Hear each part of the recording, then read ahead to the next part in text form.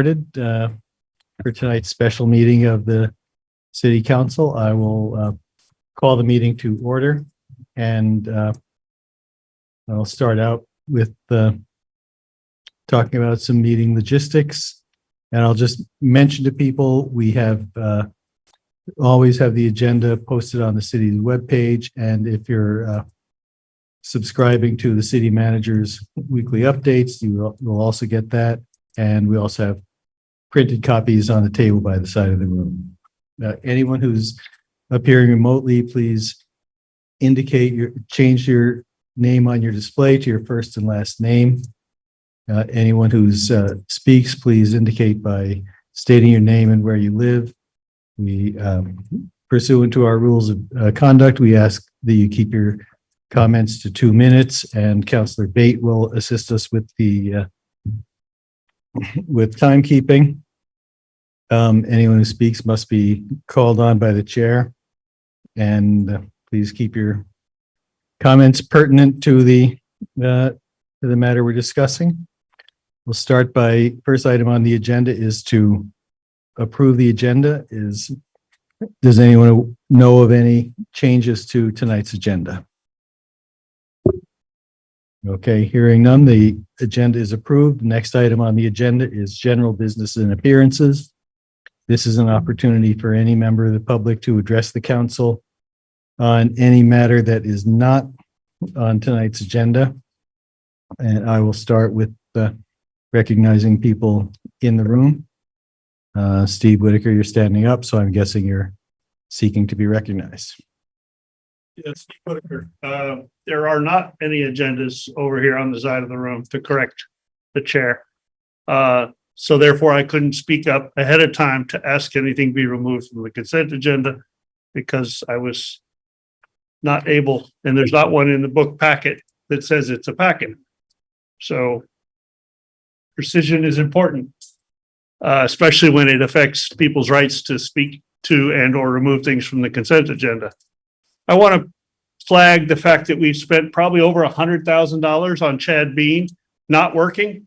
And I just made the connection to the fact that the union contracts for our police and fire were swept through on a consent agenda with no opportunity for discussion. So the fact that you're squandering the public's tax dollars, paying somebody to not come to work while, under fear of threat of litigation is really not of service to the community. The trash continues to overflow. The snow plowing is leaving, like the handicap spot in front of the Kellogg Hubbard Library is half full of snow. Many of the snow debris from the plow, large chunks, more than a foot of ice that could damage automobiles are left in the road. This is not okay. It's irresponsible. It's not what we're paying for in tax dollars. So I really wonder if we don't need a system of somebody to check and report this stuff back, because apparently none of y'all notice it. And it shouldn't be left to me to come here and run around town and take photos of the garbage overflowing and the public works failures and have y'all just yawn and, say that it's par for the course.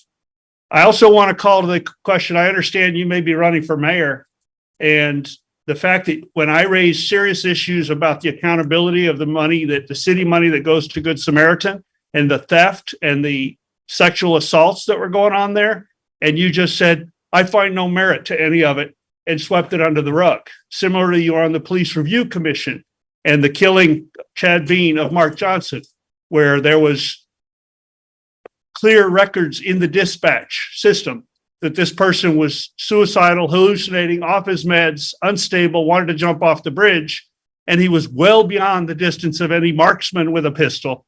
So Chad Bean was not under threat, and we shot him and killed him, and you swept that under the rug without proper airing. Those are festering issues in this community with trust and leadership. And it's not okay to have people who sweep things under the rug take a leadership. It's time to start putting this city on a healing process, and that means less corruption and cover-ups going on. I'm a little too angry to proceed. with the rest of my 2 minutes. Thank you. Anybody else inside the room looking to be recognized? I don't see anybody. And anyone joining us online, I do not see any hands raised, but I'll just pause for a moment to see.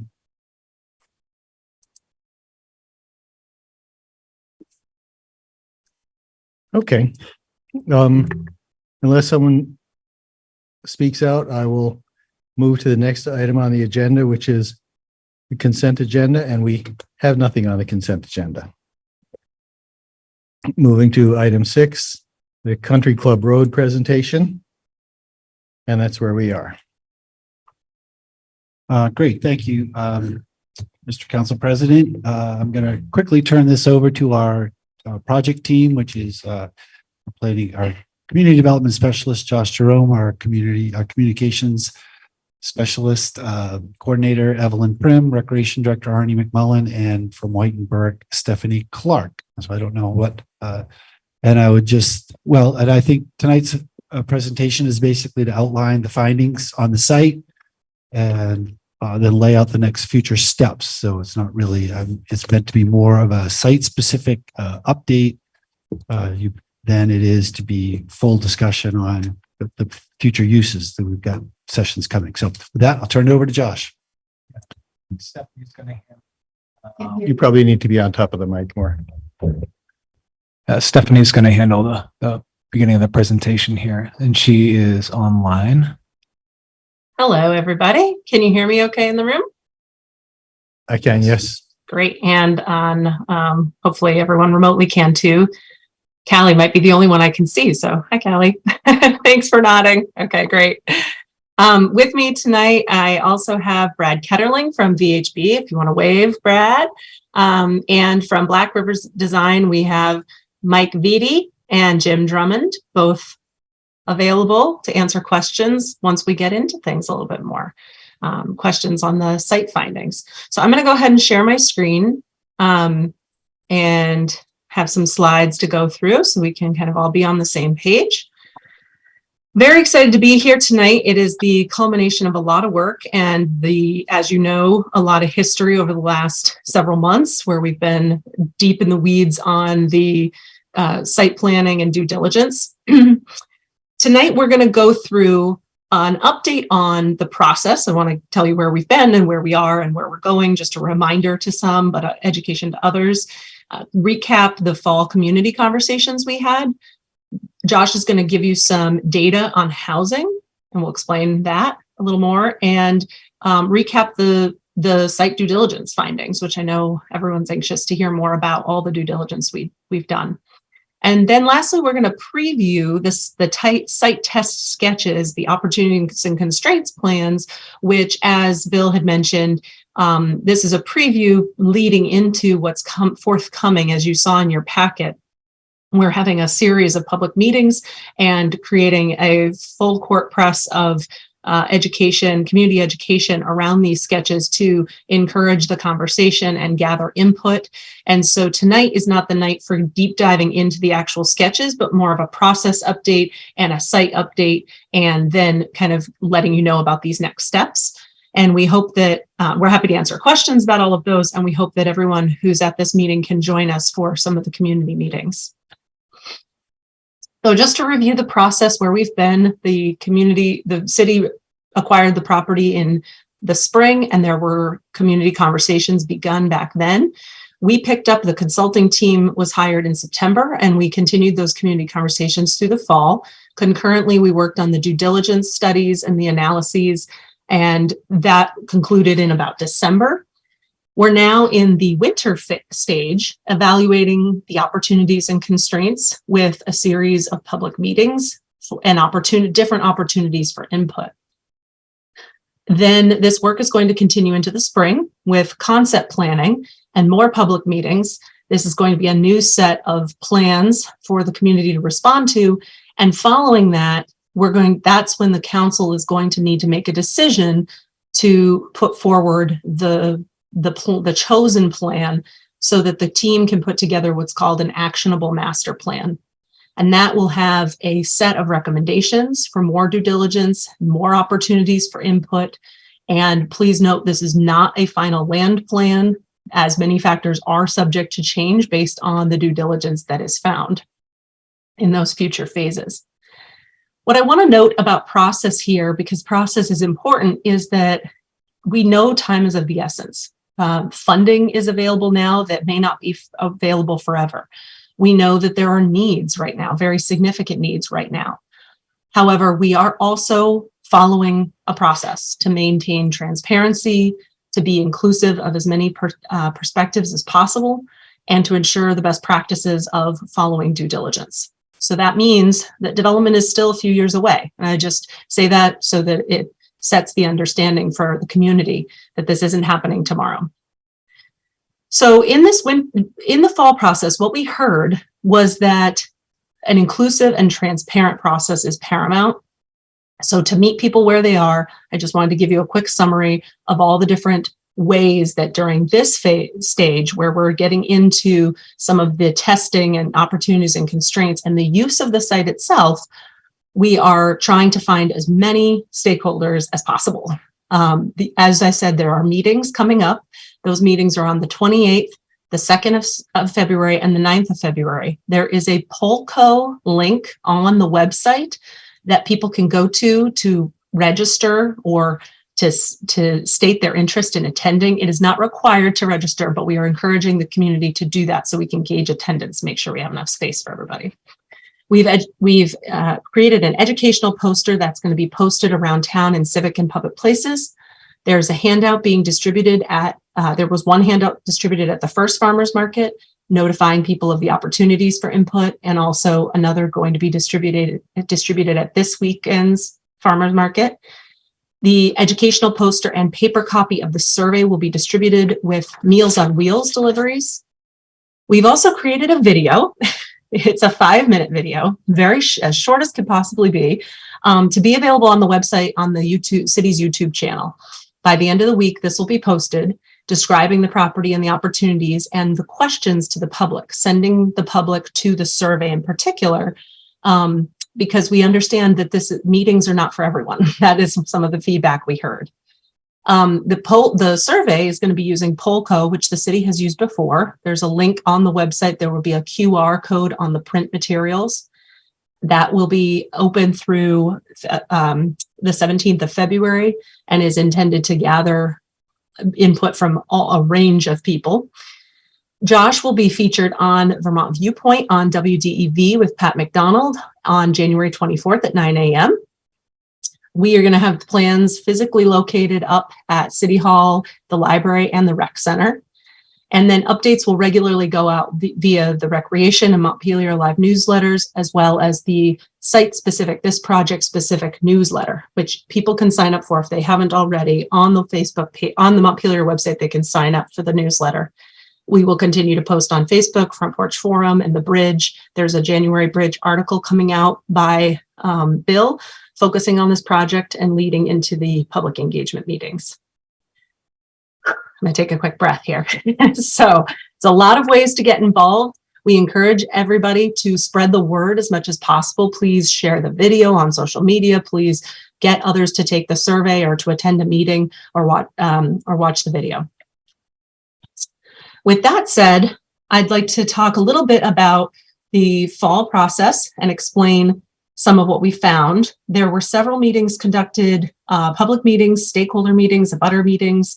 We received many emails, had many conversations, and we also surveyed the Montpelier business community, as well as the Montpelier high school students. 83 high school students responded to a survey giving their opinion about this as well. And these were some of the findings, but not surprisingly, the top 3 priorities identified were housing, recreation, and environmental sensitivity. The top planning concerns among most stakeholders were transportation and site access, and the top procedural concern was ensuring an inclusive and transparent process.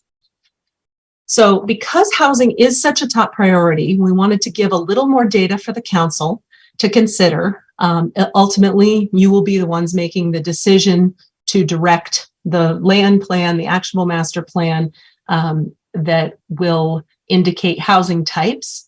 So we wanted to make sure council had what it needed in order to make the kind of decision that needs to be made about housing product. So Josh can speak to this more, and I will handle the slides. Great. Thanks, Stephanie.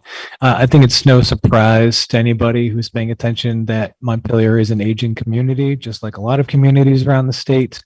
You can see the fastest growing age cohort is 65 to 74 years old, according to ACS estimates. All of this data is ACS. It's not the decennial 2020 data, which will be a little more accurate in the next data tranche to be released will be this coming May. So we'll have some better data to go off from this spring. But we're an aging community. Next slide. And so what's important to also recognize is we're an aging community and the average household size continues to decrease over the last few decades. 1974, the average size was almost 4. Now Montpelier's average size is 1.9. So you have an aging population, not as many people living in the housing stock that's available. Next slide. And so this shows the mismatch of housing stock that we have, studios, 1 bedrooms, 2, 3, 4, 5, and more, compared to the household size of our community, where 45% of our household size is actually 1-person households, although less than 10% of our housing stock is studio. I think it's 21% is studio and 1 bedroom. So there's a real mismatch on that. The younger professional end, who's a single person needing a space, there's not a lot of options out there for them. And on the opposite end, where you have the elders of our community, you might have 1 or 2 people in a house with 4 or 5 bedrooms. So there's a mismatch. And again, this is very common in communities throughout the Northeast, Vermont.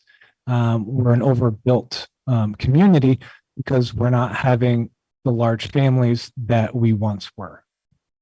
Next slide. And we're not keeping up with producing enough housing stock in Montpelier. This next slide shows the rate of change in the housing supply, which has diminished greatly since the 1980s. According to ACS estimates, it has picked up a little bit since 2010, but again, we'll have some better numbers come this spring from the census. But still, it's not enough. It's not enough of new units being created. Next slide. And real estate transactions in our community continue to rise. The average single-family residence sold in 2022 was almost $400,000, as opposed to in 2018, it was about 277,000. So we've seen a dramatic increase in single-family residence cost, as well as multifamily residences. Two-unit multifamily residences average about 426,000. But once you get beyond 4, 5, 6, 7 units, those costs escalate up to over $1 million. Next cost.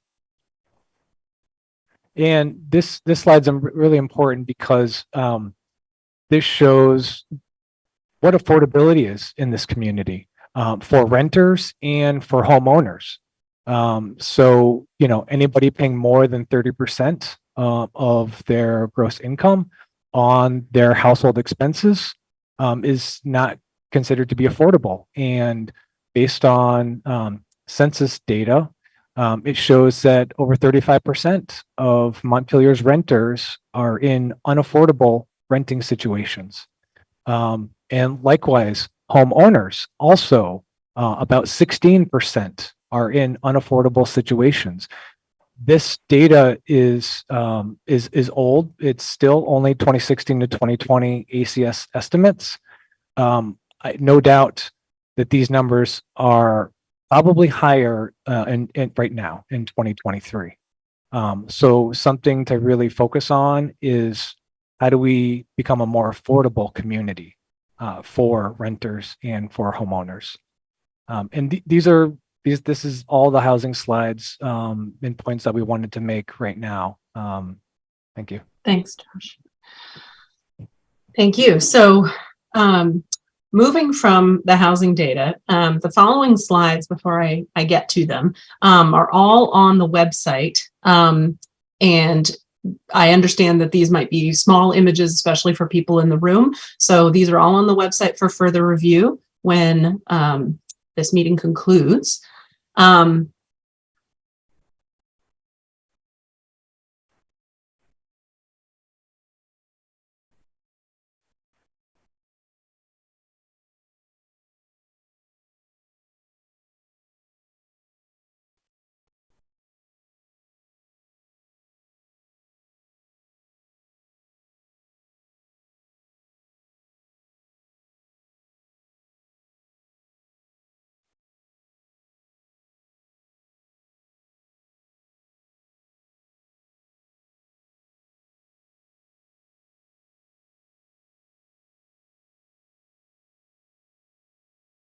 Stephanie, can you tell that you're frozen?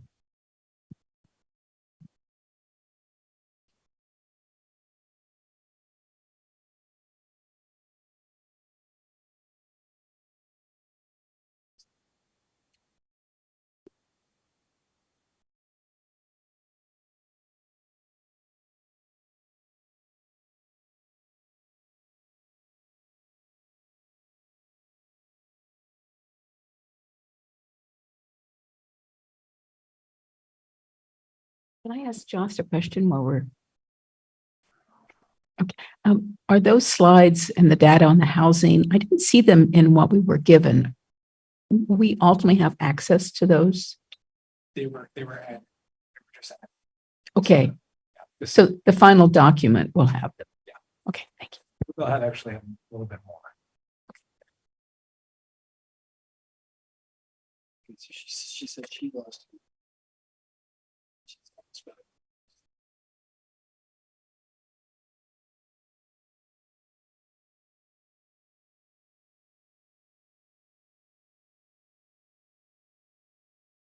That's good until it isn't. That's right.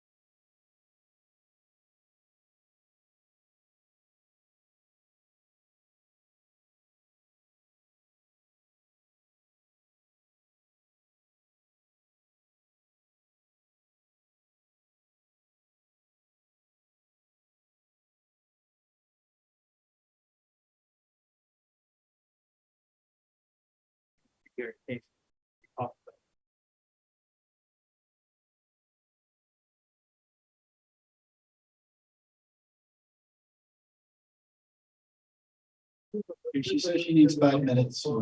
Breather. Okay, we'll take a break for 5 minutes. Nat, I see that you have your hand up. We're waiting for our consultant to reconnect.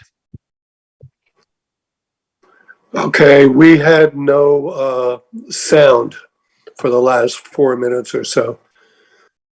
Right, and our Stephanie will be reconnected soon. Okay. So we're taking a break right now.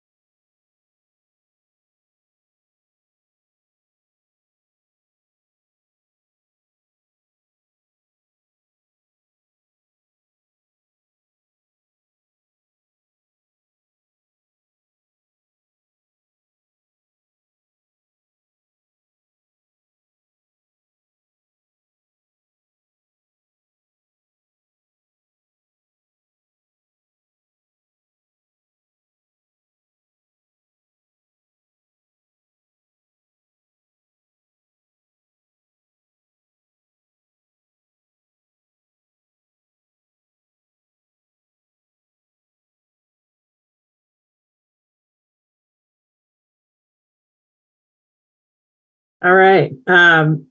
16 years in this business, that has never happened. I am so sorry. I appreciate everyone's patience and understanding that I am human and in Burlington. And I was just telling Josh before this that I was hoping the F-35s weren't going to cause interference. And here we are. So thank you so much for your patience. I'm going to load up my screen here and we'll pick up where we left off. So as I was saying, the due diligence phase, we were in the process of talking about the findings. So these plans, again, these plans will be on the website tomorrow that you can see in bigger detail. But VHB environmental scientists performed both an evaluation of existing online mapping maintained by ANR as well as field inventories in September and October of 2022 for various natural resources, including wetlands, streams, rare plant species, and natural communities.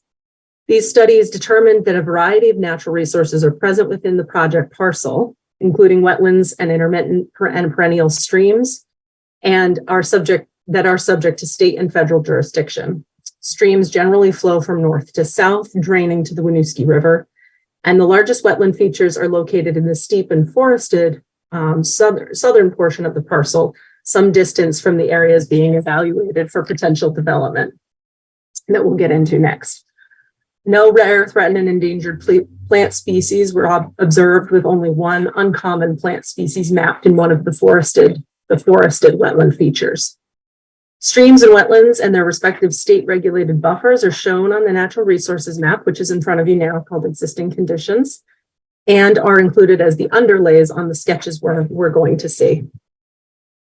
Additionally, soil mapping indicates there are primary agricultural soils here. They underlie much of the project area, including most of the former golf course area there in the yellow. The traffic assessment, also conducted by VHB, evaluated access, traffic volumes, and transit, determined that there is adequate capacity at the US 2 intersection with Country Club Road, but that with any significant development, a signal will be warranted. This study also identified the well-known issue of limited access and poor accessibility. And the traffic and access we identify as something we'll need to put forward in the recommendation for phase 2 to be studied more carefully once there's a desired development plan in place. The archaeological assessment was conducted by Crown Consulting. 6 sites were identified within the undisturbed wooded sections and along the southern margins of the golf course. And then the existing building itself, the clubhouse that's shown here on the plan, was assessed by Black River Design, and they found that it was in good shape and could be reused with some limitations. For example, low ratio of exterior wall surface to floor area and some limited headroom. That's as much as I'm going to go into tonight, but all of those studies can be found in the City Council packet on the website that will also be within the Country Club Road page for anyone to review. And a summary of that has been in the memo that we provided to Council. The buildable areas map that's also within the packet and on the website highlights the notable opportunities and constraints for development of any kind. This is overlaid on top of the natural resources, but it really highlights where there can be development, where there can't be development, and what kind of limitations there are in each of these nodes. So that brings us to the question for winter 2023. This is the question for the public. Knowing the site feature limitations now and the community's identified needs, how would you lay out the site? So we have prepared some test sketches, is what they're called.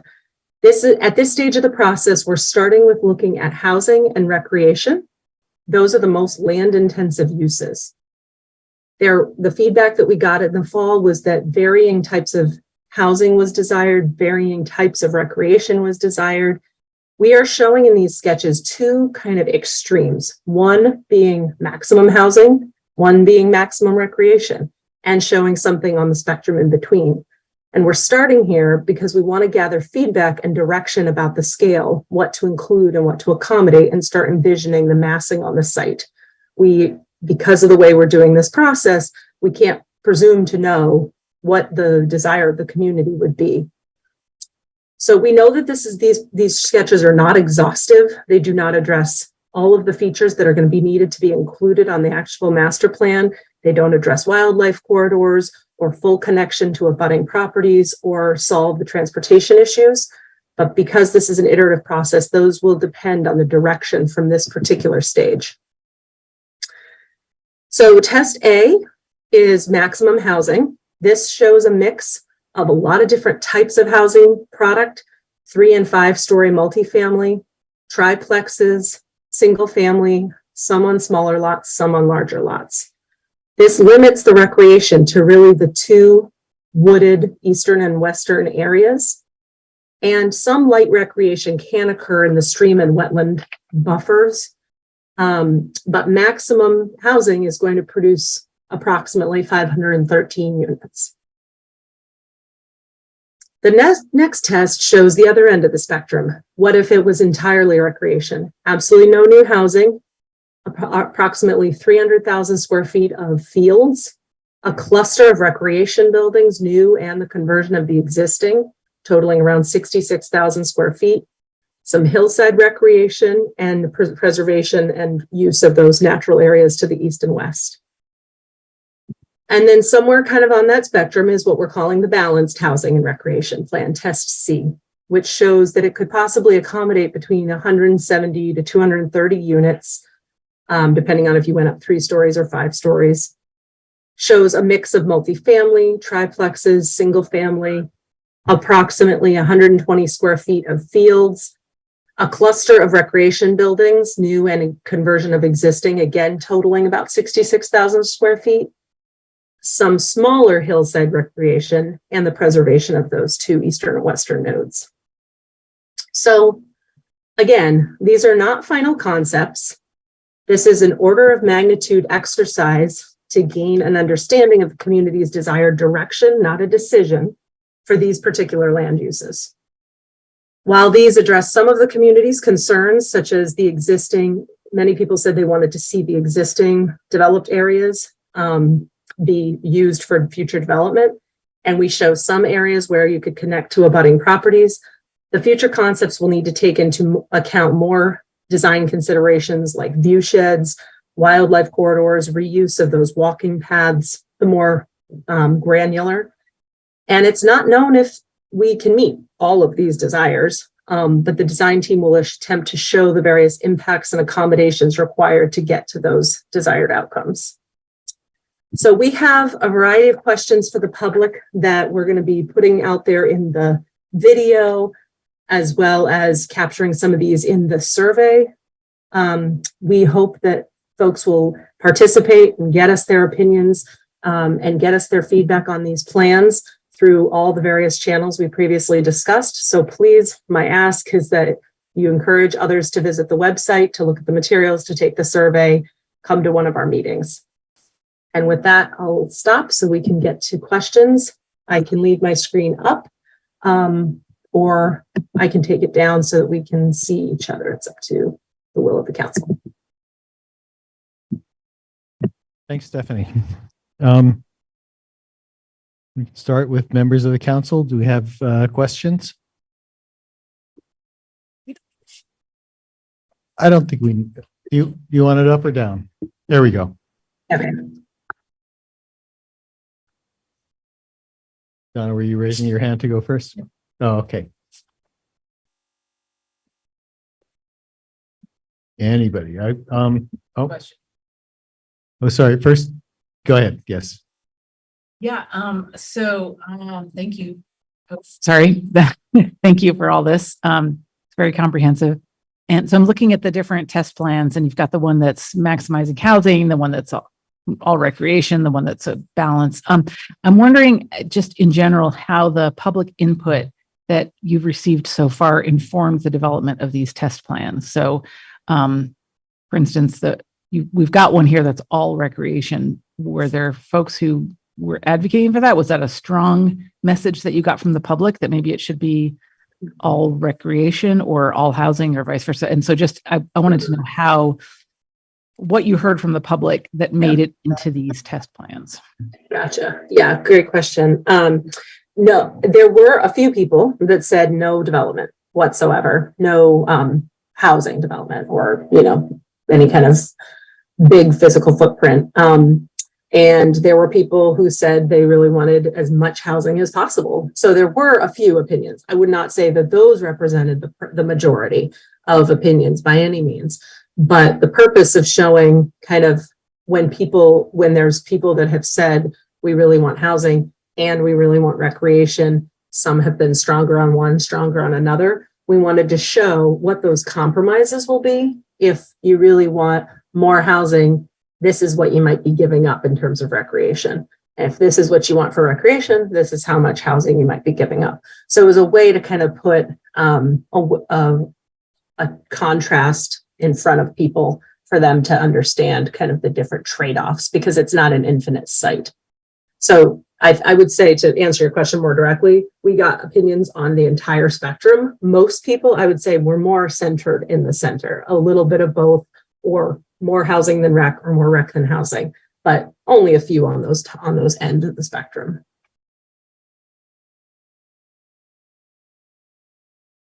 I know Councillor Cohn has joined us remotely, so why don't you announce yourself and then go ahead with your questions. Yeah. Hi, everyone. I'm Pay. Oh, frozen. Thank you for the presentation.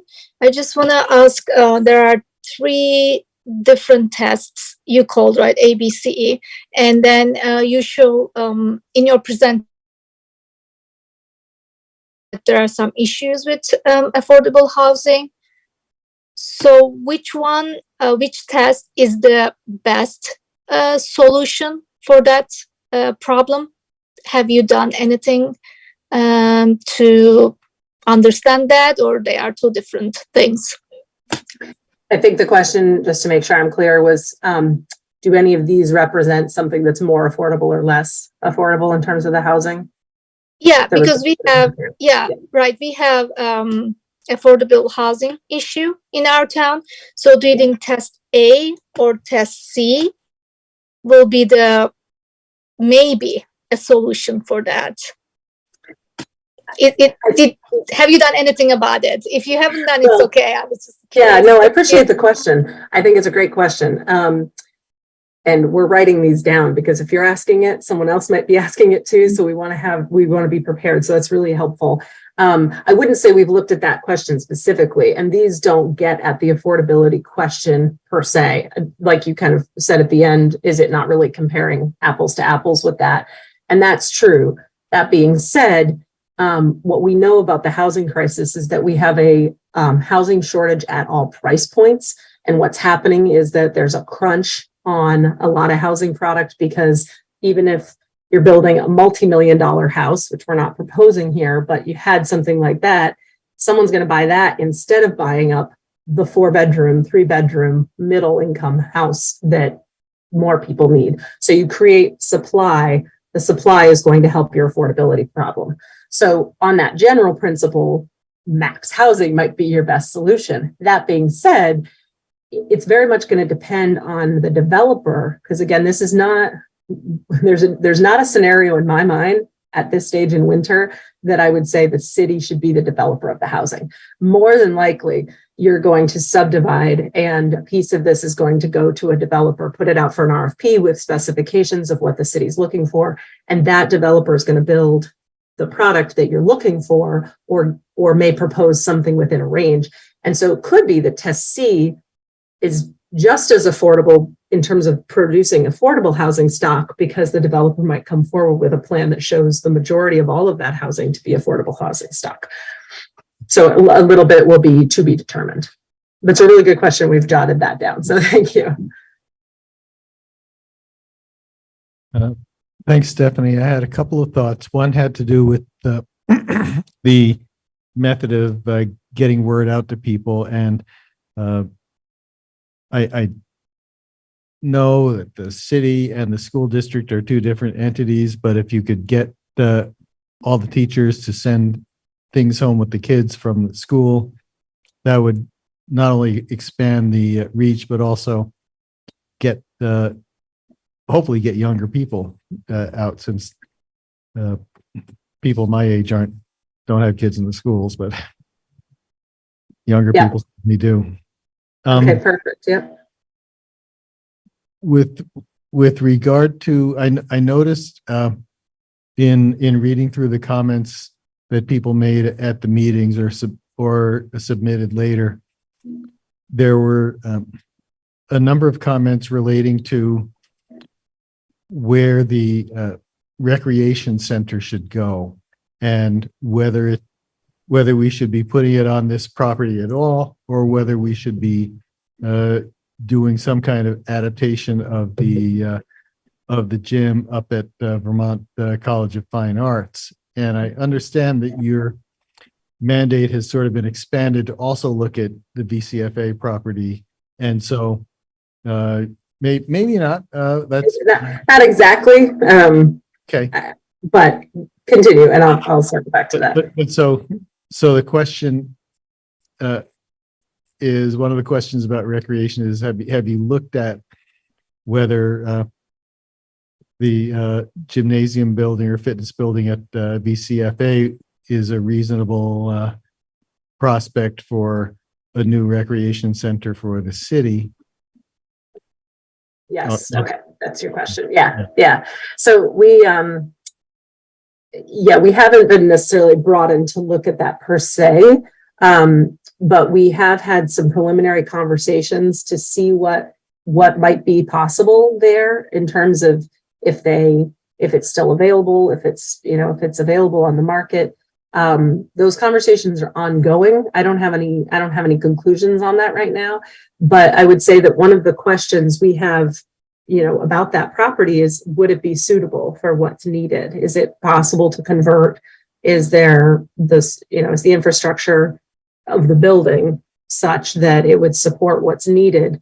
And I don't have an answer to that either, even if it was available. And the question is, is it available for purchase, or have those conversations proceeded? So I don't have an answer for that, but it's a concurrent conversation the city is having, I would say.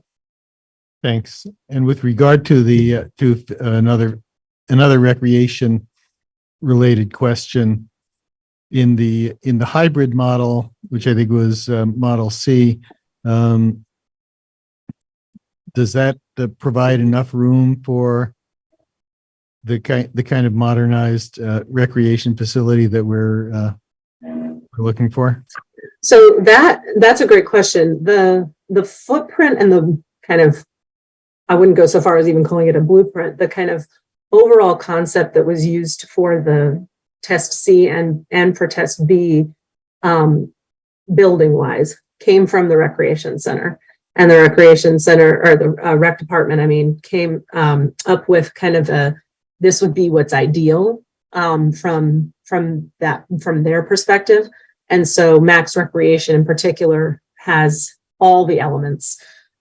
Test C, the balance, does not. It has less rec fields, for example, than would be ideal. But that was kind of our starting point.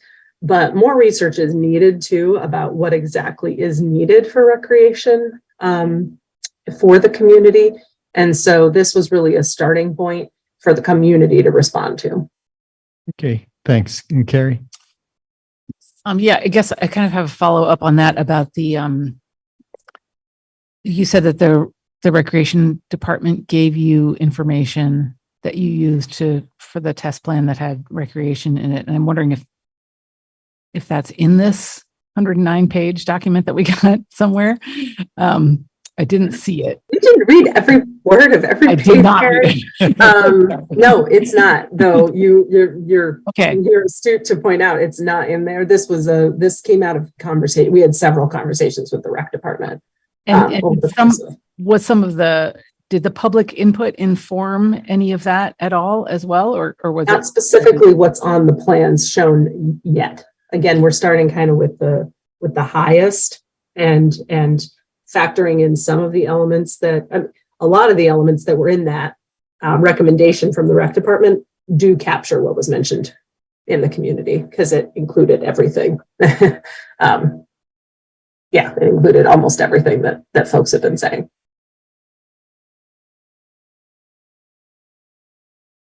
Okay, Donna.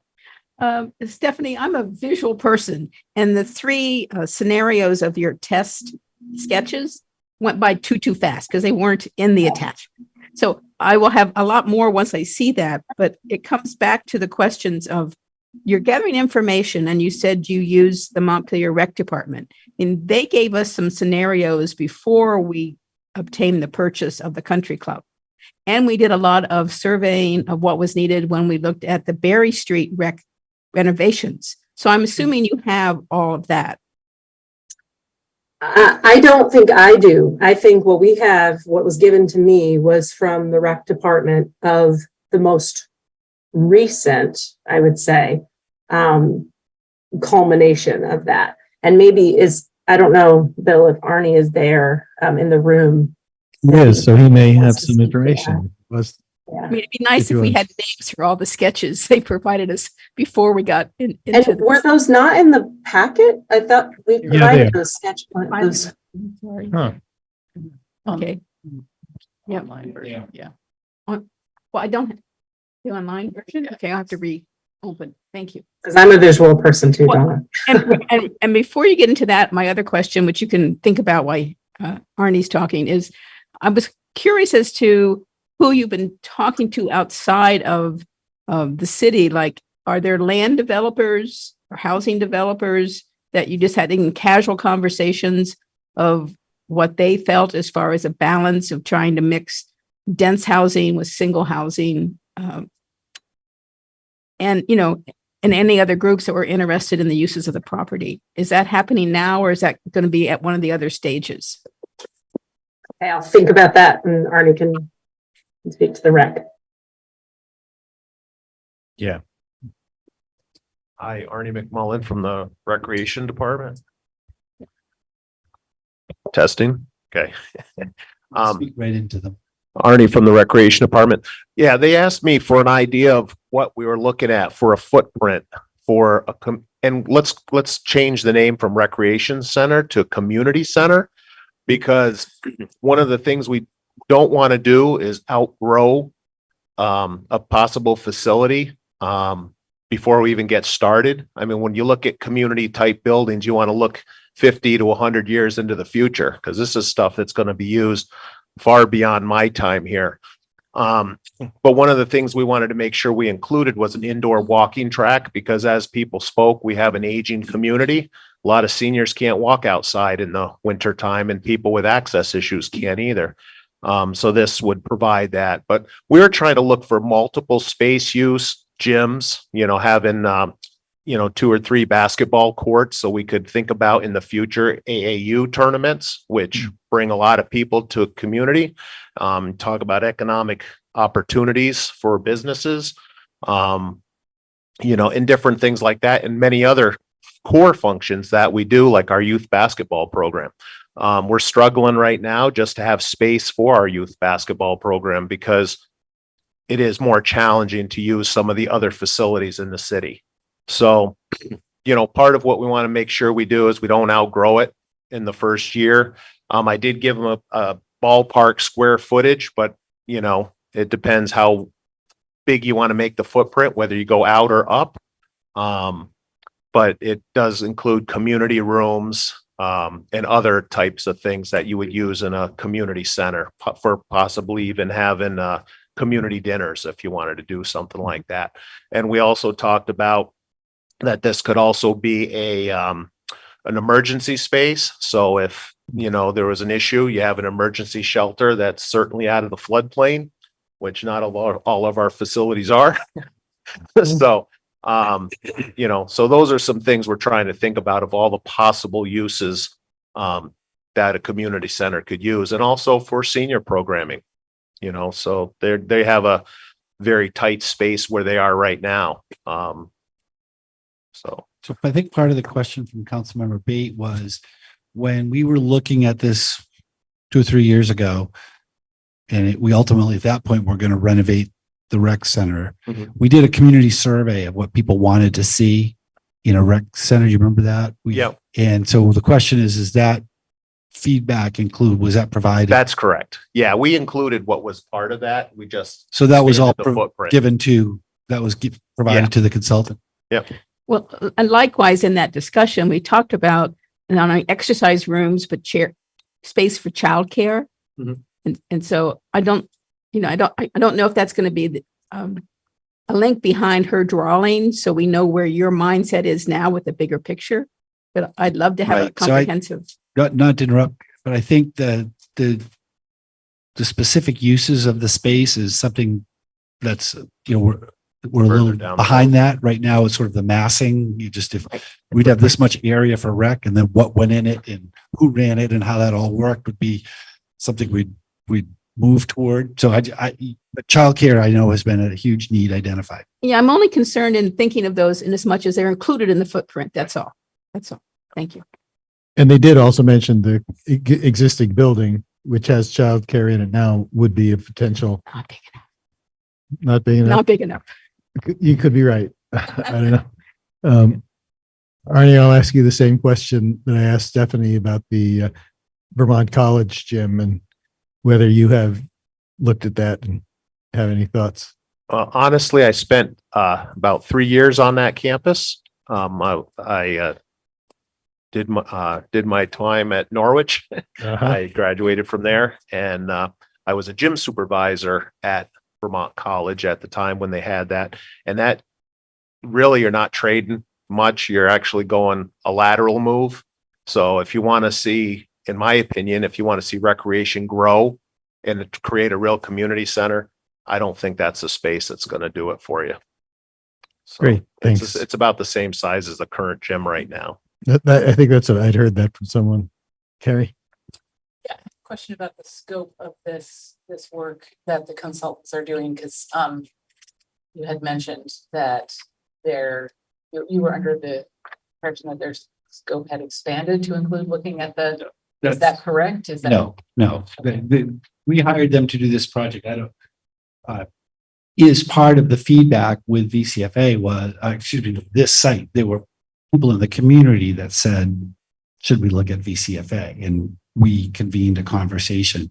Their firm is also doing VCFA. So that may be where the confusion is right? Okay. So, and so they've kind of done the Chinese, the firewall between doing that. So we convened a conversation just to see what was available, but I know Stephanie's not working on that project at all. Yeah, not me. And David's not working on our project. So they're split up. So I think that might be where the confusion is. We did have a conversation about where it was at. And at that point, our thinking about what was needed wasn't far enough along to really make it, so I think to Stephanie's statement that there are ongoing conversations, we're open to it, but we're not really, that's not where we're focusing. So I wanted to get back to Councillor Bates' question. You asked about other land developers, if other housing developers have opined or anything. We have not gone that far yet. That feels a little premature at this stage, again, because if the community comes back saying, we really want like more rec and really keep that housing super confined to just the very entrance to the site, for example, that will very much dictate what can be done. And a lot of what a developer is going to look at is available acreage and what is available, and where is that going to be located. And I think your point is that they could provide a perspective about how the uses kind of interface. How do you bring the two together? And that's why we have VHB on, because VHB does the land planning for developers. I mean, that's what they do. And so a developer would actually use VHB to do the land planning. And so we're using them to help us envision what that would look like. So these are 3 scenarios, obviously 2 extremes and 1 in the middle, that show how those things could interface. And then we'll kind of, where I think we're probably going to end up is somewhere on that spectrum. And it's going to be about the dial and how do you bring those things together. And then this next phase is really going to be pulling in, well, there's all these elements we also want, solar array or, skate park or dog park. How do we incorporate all of that and accommodate it within this space? Well, yes, and I understand the timing, but I do think there's an advantage for you having in your repertoire the information that a realtor has, as well as land developers, on what people look for and what happens when you start mixing dense housing, whether it's condos or duplexes with singles housing. That's all. I was just thinking so that when we then reach for the stars, we have somebody standing there saying, well, there is this market pattern for people. Yes. This is what we found. Because luckily, we've had a lot of local developers developing housing recently. And so I would think they would have a lot of experience we could gain from. Yeah. Donna, I'm sorry. Lauren, I'm sorry. Looking right at you. Yeah, I mean, a lot of the questions I had have been asked. I mean, I think it's notable that it looks like it really simplifies things, that you're really centering the rec at the existing building, that looks like a usable building. Like there's not multiple places where maybe putting a rec center would be appropriate. So like in a lot of ways, the designs look very scalable and like you could do like a little more housing. And it looks like there's a lot of sites that are appropriate for housing, which is really exciting, that there's a number of configurations. So, I mean, I think in a lot of ways, this really narrows the questions for the community in a really nice way. So I'm excited to see that like we can really get to the crux of like, what's that balance between housing and rec and, making this just a great site that's meeting a lot of community needs ideally. So, I mean, overall, I'm just kind of eager to get the community feedback. I know we've talked about it before, but the Social and Economic Justice Committee, I know that there were some, questions raised about how to make sure we're like reaching as many people as possible. I think that group would continue to be interested. And, if you want to join one of our meetings, even at 8 a.m. And happy to invite you and do some brainstorming of reaching some of those harder to reach communities to get some of that feedback and really put that into this process. But really, really great to see all this and appreciative of all the work that's clearly. Yeah, thank you. And you highlighted a point I didn't get a chance to say, which is you're right that the natural resources themselves and the opportunities and constraints of the site itself does dial in where development can happen. And it was the recommendation of the land planners that you do put your recreation down centered where kind of the existing infrastructure is, because again, if you're having more people visit the site than live there because they're visiting the recreation, you don't want them driving through your neighborhoods and your small streets to get to the rec center. So that made a lot of sense. And I think to answer your other point, we were consulting, as you know, with CJAC in the fall, and that was very informative to some of their recommendations for just city procedure in general, informed some of that very long list of the different ways we're trying to do outreach, but we're still open to other suggestions. This is, a multiple month-long stage, and there's an opportunity in the spring to do this again. So it's always process improvement. Thanks, Palin. Yeah, thank you. I was wondering what will happen old recreation center buildings if they decided to move this new place. Is there any plan about it? We will keep it like, again, recreation buildings, or there will be a plan to turn them into a housing? So I would say that is an open question. There's no, we have had a lot of discussion about possible uses for that building, including keeping it as recreation, including using it for some facility for the homeless community to, housing. And I think we would probably undergo a similar, perhaps not, it wouldn't have to be as long because we wouldn't have all the natural resources inventory. I think we would probably do another community process, but certainly there's some urgent needs. So my thought would be, as soon as we make a decision about what we're going to do, and say for the sake of discussion that decision involved proposing and building a rec center at Country Club Road, that process in itself, then designing, building, getting funding is going to take a year or two, constructing it. So while we're preparing for that move, we would then be preparing, so we wouldn't be wasting time, so we could know immediately what was going to happen to that building. You know, that building has a huge amount of challenges. It has asbestos. It's not accessible. It's a funky old building. So, I think there would be a serious question. It should be evaluated whether attempted adaptive reuse of that building makes sense, or, whether it be taken down and just rebuilt into something new and, more suitable to what the future needs would be. Thank you. Donna. Now, in the packet that I did find was the discussion about the existing building, the old Elks Club building. Are we discussing that tonight? We can, clarifying questions about that assessment, I think. I think we totally can, yeah.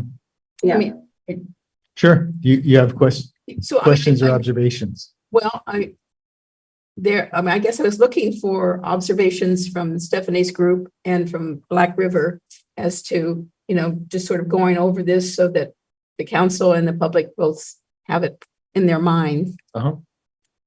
Yeah, Jim or Mike could probably give you the 2-minute spiel of overview so that you have the context, and then you could bore into some specific questions if that's helpful. I would prefer that. That'd be great. Yes. Jim or Mike?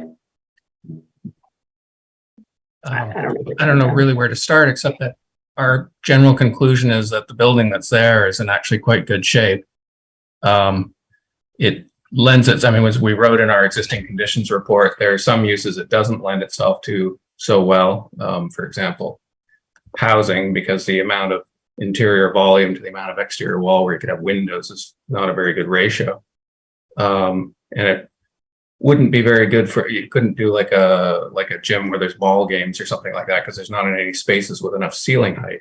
But that said, there's a lot of other things you could do that could be potential uses in a community center, including sort of health workout type spaces, or community meeting rooms, or catering facilities, or commercial office space, daycare. There's any number of things that could go in there. And it's, as they say, there's quite a lot of retained value in the building from what we've observed. So, And we could do a lot of that with, well, essentially retaining the shell and just configuring what the inside of the building looks like. It's pretty flexible that way, because it is actually a steel frame with, sort of non-bearing partitions in it. So it's not like an old wood house or something where, all the walls are holding up the floors above. And so there's a fair amount of flexibility with, not unlimited, but quite good. I don't know, Mike, did I miss anything or? No, well, not for me, you didn't, but anyway, thank you. But my other question then, again, it's part of the process. When the hub expressed interest in perhaps creating a public-private partnership, we talked about that we might need to reach out in the community to see if other groups are interested. Do you foresee something in the future that we would be doing that as part of this act of looking at not only this building, but seeing if indeed there were other organizations in the community that wanted to join us? Right. How we Yes, I use do this think- building for other aspects. My Yeah. only comment would be is if it helps maybe raise money or get some funding, it might be an avenue to look at. I don't know how you would go about it exactly, but sorry, Stephanie, I don't know if I can. That's okay. Yeah. No, where that falls in the process, Donna, I'm not 100% right now, because again, it's so hard to predict the process when we want the public to guide the process, so we can't predict what the public will say. Again, what if the response was, yeah, we need 500 units. Like, I don't care about, this, let's put recreation elsewhere. That little existing building can be converted into something, but otherwise, I don't know that that's out of the realm of possibility. I really just don't. And so that would then dictate those kinds of conversations. So I would say it's in the process though, and it could even be a phase 2 recommendation. Again, if you've got this area designated for rec, how is that going to be programmed? Is going to be a pretty detailed analysis that's outside of the scope of this phase, because it's also incorporating revenue streams and looking at programming and different kinds of cross-pollination that's going to be really important. You mentioned daycare, for example. Now you've got another private user, but is it also somehow related to a co-housing use of some sort? If you had a developer come forward from the RFP process, that wanted to make use of that, so there's a lot of different iterations. We want to be open. You and it's your own fault, all of you. I mean, you've done such a great job of presenting so many ideas. We want to think the next step and the next step. So you have to contain us, but we don't want to lose these ideas either. So thank you. That's been my life for the last 4 months. Absolutely. I hear you. I have to say that I was very encouraged at seeing the analysis of the real estate and seeing that there's not major impediments to do a significant amount of housing and other development that we want to see while still retaining a good amount of open space and environmental protection. So I think that given that we got into the purchase fairly quickly, to have it be have you come back and say, well, this looks like a space that really can be put to use for the range of possibilities that the people of Montpelier want, is very encouraging to me. I think you bring up a great point. And I wanted to highlight that, in the natural resources assessment, what we've done is inventory what's there. And while what we've highlighted as buildable areas are based on a lot of, topography and staying out of buffers, there are still some elements we should, make sure we're flagging for the next phase, which is basically when we get a land idea in mind, then we have to look further, deeper at the impacts. And so, for example, primary ag soils is going to be one of the things that gets impacted if we're doing building on primary ag soils. One of the complications of a project like this is it's not a straightforward, where a lot of times you have a parcel of land and there's a desired use. The hospital comes in and says, we need a medical clinic here. It needs to be this many square feet. Tell us what the impacts are and we'll mitigate them or look through the permit implications. In this case, we're doing it a bit iteratively here and almost in reverse. So it's telling us, okay, we think we can do this. Let's see what we want to build. And then we have to go back though and test it against permit regulations. We have to get approvals for that. So when I said like the actionable master plan is not necessarily the final land plan, that's because there's additional steps that will need to be taken to make sure that these things are doable and completely feasible. But you can't go all the way down that path until you know what you want to build. So we're running into a bit of chicken and egg as it goes with master planning. Okay, thanks. If people in the council are satisfied, I'll open it up to questions from the public, starting with people in the room. Steve, and then Steve Whitaker. I only heard mention from I guess he was Black River Design. Is that David? Jim Drummond. Jim. That was the only mention I heard of having potential. I forget what word he used, but the idea of commercial space, workshop space, so that people could actually live and earn a living on the same property. I think we're treading far afield to imagine that we're going to petrol or electric everybody from Montpelier up to this site to recreate. It's a transportation nightmare, even for the people who want to, buy a lot there. So the idea of making that space somewhat self-reliant for food or work without so much travel would give us the benefits of the economic development. Possibly we could allow, if it's designed to accommodate some of the older folks and have affordable housing for caregivers, maybe that'll free up some of the big houses that only have, one person in a 4-bedroom home in Montpelier. But we need to think about making it attractive for both of those functions, elderly care, caregivers, and people who want to live and work nearby. And I didn't hear much of any of that in these early concepts, but I'm Okay. sure you're doing a good job. Keep it up. Thanks. Okay, Ethan. Mine was the same question, whether there's any thought of any commercial space. Okay. Same. Okay, thanks. Looking at people online, I see Emma Zavez up first. Hi there, can you hear me? Yes. Hi, Emma Zavez, resident of Montpelier. So as I was looking at the sketches, I was curious, and I think a lot of city councilors have asked questions about sort of the recreation and what went into that. But I was curious if the consultant could speak a little bit more to sort of the fields or designs, like what was put sort of onto those maps, because I feel like I don't have a really good sense of like what is needed or wanted, and sort of why we selected these fields or the size building or that type of thing. And I think sort of to follow up on that, like I really appreciated the data that Josh shared on sort of the housing affordability crisis in Montpelier.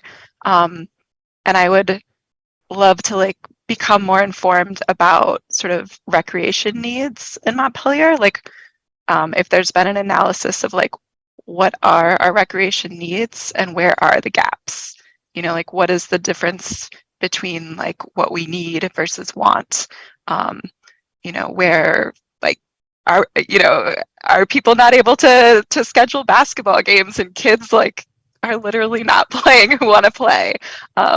Or, you know, are all of those kids able to play, but we wish we want it to be on a different kind of court or something like that. So I just wish I had sort of more of a insights into the landscape that we have now, and what our needs, what our gaps versus wants kind of. So if anyone can speak to that, thank you. Okay. Councilor McCullough, do you want me to respond? I can wait till you direct. Oh, yes, please do. Okay. Thank you, Emma. And I actually remember you from our meeting and your comment in particular, because that stood out for me in a big way, because I kind of feel the same way in my own community. And so your question is well taken. It is a piece of this stage. It's actually happening as we speak. I would say this is the stage this is happening. We got the rec template, as we talked about. I'll call it the template that we used to mock up and to mass out the site from the rec department based on their data. I do not have that backup data, but it sounds like it's something I could get. So it's on my list now to get that, to understand where those recommendations came from. But being that Arnie's part of our team, that's where the data came from in terms of trying to come up with a template of a possible footprint for it. The programming, though, as you're talking about, kind of dialing into that, is still TBD. And the reason for that is because, again, we don't know from the community what it is that we need. And I think what you're really bringing home is something we keep kind of circling around, which is who, I'm going to name the question. It's like, who decides this is what we need? And the truth could be said, the same could be said about the housing. And there's not one answer, right? There's not one solution at all on either side of this. And so what this is going to come down to is trying to get from this process as much feedback as possible to see if there are there is consensus. And one of the exercises we're going to be doing in the public meetings is to look for consensus. We've kind of got this exercise planned where people get up and actually interact with the maps to be able to, and I say get up because there's one or two on-site options. There's also a virtual option. People are going to do this virtually as well, but provide their input about where certain types of uses should go and what kind of uses. You know, do we want more multifamily? You know, what does the community want? And so that is what this this kind of process is what is the community asking for. As we get more granular on that, I think that starts to exceed the capacity of a land development team, and it gets into programming and specific to recreation, which is not, why I was hired. It's not my specialty at all, but there may be the need, once we've identified that this is the proper area for it, this feels like the right balance, what are those exact needs and how do you justify them, I think is your question. Like, how do you quantify those needs and identify what those gaps are? And it's not an exercise in anecdotal evidence necessarily, but what is the real data? I hope that answered your question in terms of process. So thanks. Thanks, Stephanie. Joe Castellano. Hi, Joe. Thanks for coming. Oh, well, thank you. Can you hear me? Yes, just fine. Okay. And, I'm center screen now. Okay. Well, I want to thank you so much for all the detailed information. I was just able to quickly glance at everything. One of the things I want to suggest to Stephanie and to the city council, as well as Bill, as we're moving forward, I mean, certainly there's some members of the public who are going to be more engaged than others in the process. And I know that you're trying to do as much community outreach and get public feedback and input so you can best design something that fits the needs of the community. Couple of things I would also stress, that maybe we also look at demographic data to help drive some of the decisions. Because as Josh pointed out in one of the slides, we are an aging population. And at one point, there was a downsizers group of about 100 people. And all of us have not gotten any younger. And we're all in these big houses, pretty much one or two people.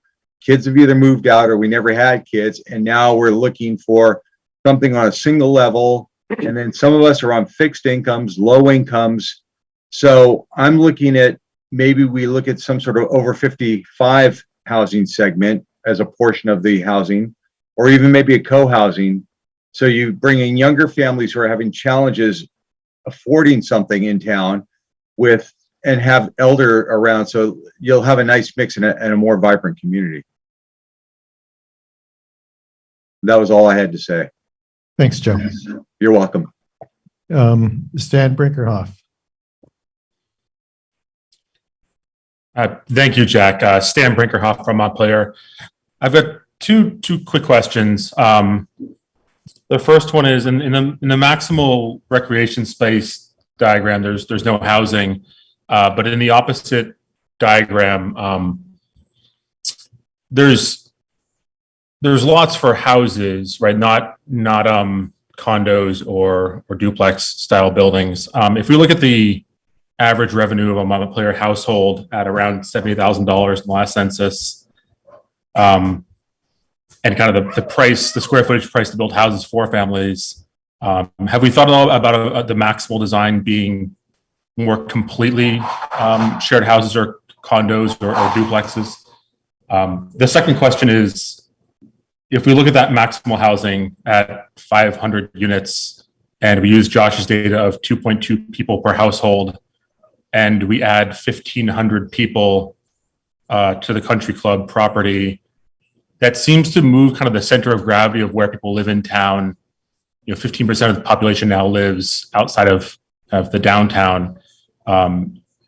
Is there any concern about, and maybe this comes up in a later phase, is there any concern about utility, fire, ambulance, police? Is there a cascading effect where we need an extra fire engine and we don't have space for it any longer? Those are just two questions. Thank you. Thanks, Stephanie. Is that a master planner? Yeah. Go ahead, Stephanie. Are you considering? I do have one comment. Yeah. Sorry. I just wanted to say you should be a master planner, Stan, because you're thinking of all the things that you do have to think about. So to your second question first, absolutely. If this is shifting toward, whatever this is shifting toward is going to have multiple impacts.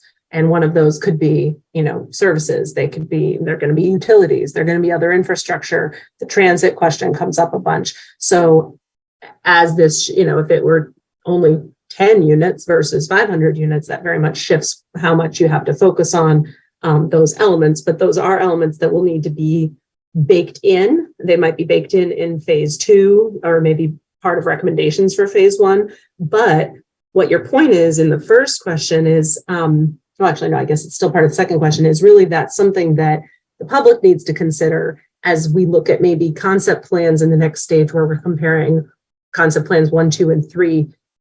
We expect to come back with kind of some, I'm not going to call them pros and cons, because we're not going to opine on the quality of these, but the trade-offs and the different constraints and things that are going to impact. If you do this, it's going to cost you this, and it may be a cost for an actual financial cost. It may be an opportunity cost. It may be just other types of costs that we're not thinking of, but is that worth it for what you're looking for? So those are absolutely big considerations to be taken into account. The first question being, can we consider moving single family into multifamily? Possibly. The max family housing model was shown to show that there could be a variety of different product types, because that's what was really came forward a lot in the meetings with the public, is lots of different type of product, because there's they wanted, a lot of people wanted a price point for a lot of people, so that you're not just having a site that's only low income or only high income, that you have a mix of people on a property. But absolutely, during the public engagement phase right now, one of those exercises we're talking about in the public interaction is to specify for those buildable areas, what would you put there? If you want multifamily, stick a pin in it, because that's what we want to hear. So thank you for that question. I can respond quickly to the second part too. And this would need to be updated, but a few years back, we had an economist do a study for the city about services, and the conclusion was up to about 2,000 more residents. I mean, again, depending where they were and all that, was really not going to have a major impact on the various things, particularly, if this is multifamily housing, it's all going to be required to be sprinkled. So, while we certainly have fire response, we wouldn't necessarily need to add more fire trucks and those kinds of things, because there would be sort of built-in fire protection in the buildings. The crime rate is probably not, a new neighborhood isn't necessarily suddenly going to result in a whole new crime rate. It's going to be the same folks that live here already. So it would be whatever evolution of needs in those services. The schools, at least presently, the formula for school funding is, the more students you have, the more money you make. So, and I at the schools at one point had the capacity for it for a little while there. They were growing, but I think now the school population's leveled off a bit. So that last I knew, and I assume it will be part of this, is to determine, their take on what's a sort of an acceptable level of influx of students before they need to talk about new facilities and those kinds of things. Thanks, Bill. Phyllis. Okay. Well, I'm trying to get set up here. Very good. Thank you very much. I was attending another meeting by Zoom, so I only came in midstream. I missed Josh's presentation, and I was not able to find the packet online, so I have not viewed it yet. In the very quick viewing of the three options, I certainly need to study them more. I'd like to just for a moment step back and remember when the city first had the vision of purchasing the country club property. And there were discussions at the time about how this was a unique opportunity for the city to acquire such a large tract of land, both open fields and forested land. And there was a lot of excitement about the city acquiring this unique parcel. I participated in a number of meetings, and I know that there's been the tension between recreation, conservation, and housing And I certainly support a plan that would have some low and affordable housing available. I'm quite dismayed that the consultants' plans are so drastic on on the two far ends, that to propose 513 units and the number of streets. And I heard the consultant say that there had not yet been a wildlife corridor assessment. There had not yet been a traffic study. And I think that these are very important. Perhaps the fire department can deal with another 2,000 people, but that number of cars on the road would create a very different commute on the Barre Montpelier Road. I have heard a lot of talk this evening about recreation in terms of a recreation facility, and I haven't heard anything about outdoor recreation. And I'm sure that the city councilors are well aware that last year there were volunteers from Onion River Nordic Ski Club who groomed the ski trails at the country club property. People are out there walking their dogs, they're out there jogging, walking. And so recreation is not only indoors. And in the 35 plus years that I've lived in Montpelier, anyone who's moved here, I've always told that person, you need to find your winter sport. And certainly some people might play basketball year round, but you don't love winter if you're indoors playing basketball. You love winter when you're outdoors cross-country skiing or ice skating or animal tracking, whatever it might be. That's the love of winter. Outdoor recreation brings in tourism money. It brings people who live in outlying areas into the city so that they can recreate outdoors. And I don't know how much consideration there has been of the positive impact of outdoor recreation.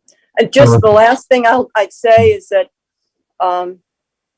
that I would hope that there would be a consideration of not breaking up that property with all of those roads. Even in the low housing model, the balanced model, there are so many roads.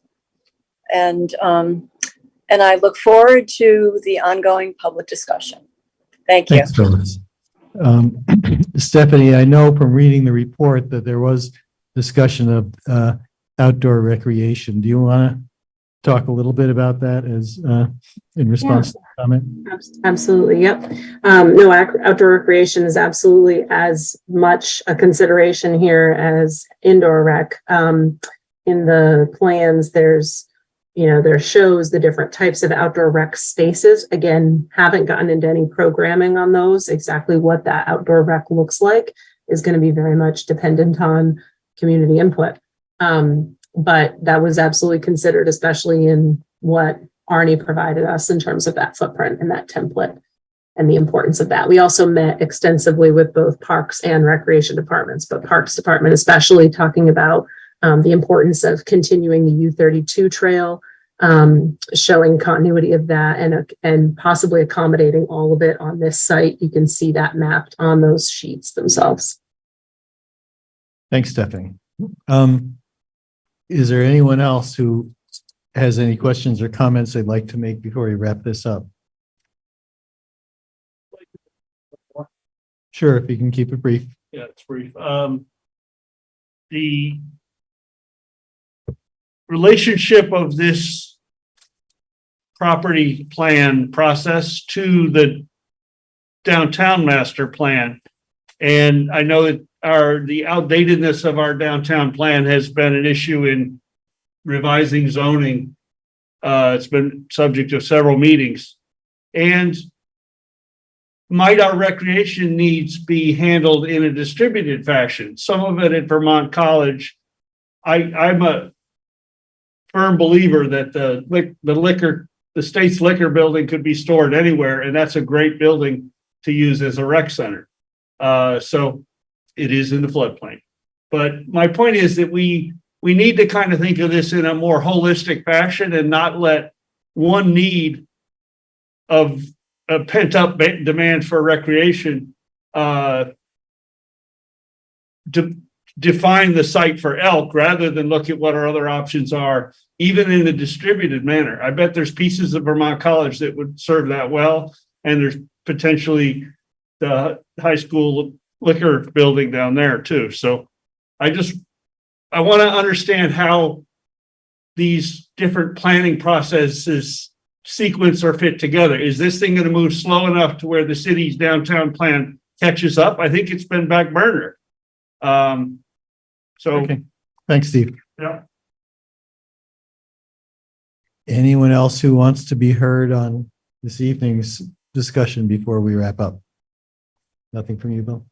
I'm sure Stephanie's going to get to it, but just then a reminder that the next steps from this are 3 more sessions, but I will turn that to the team to tell you all about that. I was gonna say, okay, come see us. Come see us on the 28th. We're meeting on the site itself. All of this is right on the website. It's blasted in every forum we can find.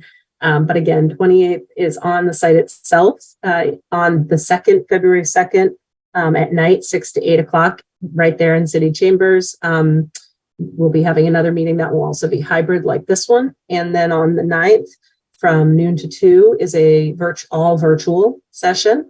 So if you want to attend a meeting, if that's something that someone, especially someone a neighbor, a friend who's looking to get involved, please send them there. Otherwise, you can send them to the website, and the city's YouTube channel will have a 5-minute video. It's not a TikTok. I will say I was very tempted to learn what TikTok really is in order to do one to get more engagement, but I'm not that clever. And so we have this video that'll kind of be a lot of what you heard tonight, but packed into 5 minutes and giving just the little teasers so people can go to the materials themselves, dive in a little more, and then take the survey.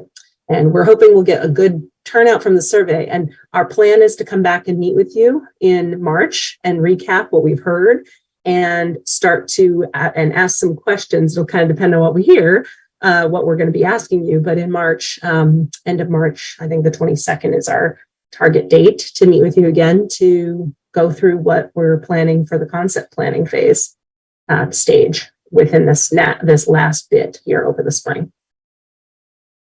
Great. Thanks a lot, Stephanie. This is great. Thank you so much. I look forward to seeing everybody. Sometime it'll be in person, I'm sure. Yes.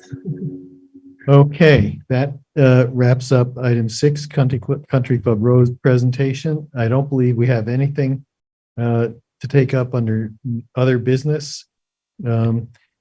City Council reports. I have nothing. Very, very pleased with the presentation. Thank you. No report from me tonight. Okay, the one thing I will take up in my portion of the City Council reports is that tomorrow is 2023 Homeless Awareness Day, and there will be a big event at the State House with a variety of things happening throughout the day. And so if you have the opportunity to be there, I encourage you to do that. Don't forget that. I'm sorry? Oh, Palin, sorry. I didn't see your hand up. But do you have something, Palin? It's okay. I don't have anything to share. Okay. Thank you for the presentation. Thanks. John, do you have anything? No clerk's report, no city manager's report. So we can, without objection, we'll conclude the meeting at 8:11 p.m. Thank you all.